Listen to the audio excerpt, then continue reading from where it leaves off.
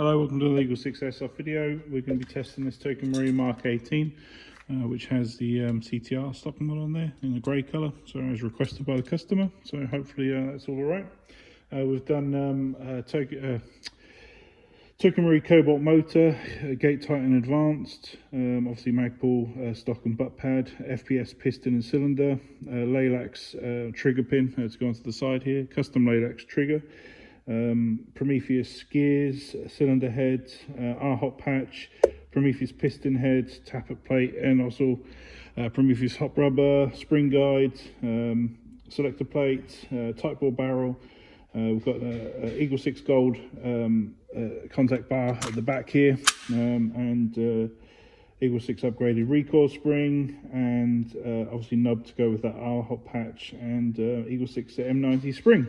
And that pretty much covers everything. Shooting a 275 on 3.2, so it's nice and up there for 3.2s. Obviously, we'd recommend 3.2s for this build. It's going to be nice and accurate, and we just want to demonstrate it working for you.